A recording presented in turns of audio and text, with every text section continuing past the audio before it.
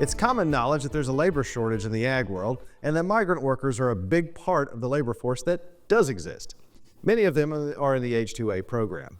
South Texas producers are among those who must navigate harvest with fewer people available when they need them the most. John Torpy has more in this report. Sun-drenched fields along the banks of the Rio Grande River provide the landscape South Texas farmers need to grow citrus and green leafy vegetables for consumers across the country. But a steady, reliable labor source that is paramount to bringing South Texas commodities to market is in short supply.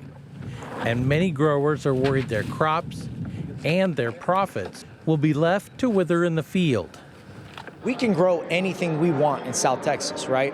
We're only one of 3 places in all of the United States that can grow fruits and vegetables in the dead of winter, right? Galeazzi is the president and CEO of the Texas International Produce Association, an advocacy organization for foreign and domestic produce operations in Texas. Galeazzi believes farmers struggling to find crews to work in the fields of South Texas is directly related to harvesting the specialty crops particular to this part of the country. In Texas, we grow 60 different fresh fruit vegetable crops. Only 6 of them can be mechanically harvested. So that means 54 other crops require a hand harvest. Now, we have largely depended on Mexico to provide us with the workers for the last century. The H-2A Temporary Agricultural Program, commonly known as the H-2A Visa Program, provides farmers the ability to bring seasonal agricultural workers from other countries into the U.S. legally for up to 1 year to plant, perform field work, and harvest crops. America's always been known as the breadbasket of the world. Texas Department of Agriculture Commissioner Sid Miller notes there is an abundance of H-2A guest worker slots available. But it's the harsh financial penalties for hiring illegal workers which has decreased the number of undocumented individuals entering the United States. We have a guest worker program, a legal migrant worker program, which is what we should have. We had about 78,000 slots, okay? So we could get 78,000 workers up here to harvest our crops on a temporary basis. Since then, now we have almost 400,000 slots. So we've got 400,000 legal migrant workers up here. So that's 300,000 less illegals that we need. Overseen by the U.S. Department of Labor, the program helps producers meet their operational needs at critical times during the growing season. However, some growers have discovered navigating the ins and outs of the program can be time-consuming and expensive. The agencies who arrange for some work crews also pay thousands of dollars per guest worker between application fees and day-to-day expenses. Some farmers see the option of hiring illegal immigrants as a way to save on costs and get the work completed on their farms.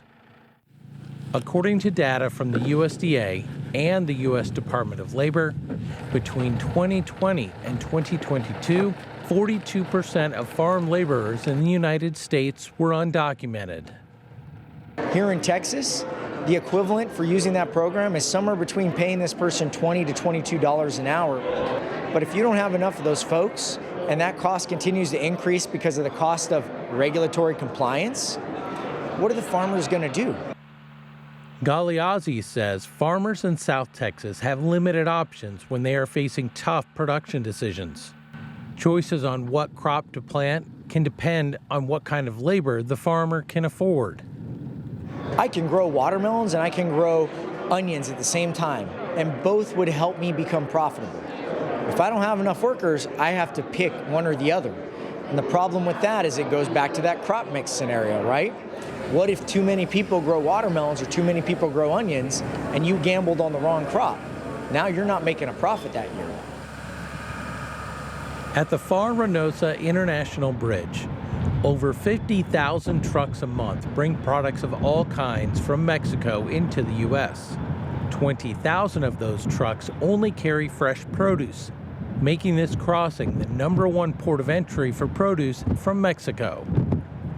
The majority of what's at the grocery stores right now is imports, because the United States sadly does not produce enough to sustain itself. That's a fact. I feel that's a reality that as an industry we need to do a better job of educating the consumer and letting them know, hey, we do rely on imports. So that's Tony very big. Martinez is vice chairman of the Far Reynosa International Bridge Board and a managing member of Primo Trading Services, a fresh produce brokerage.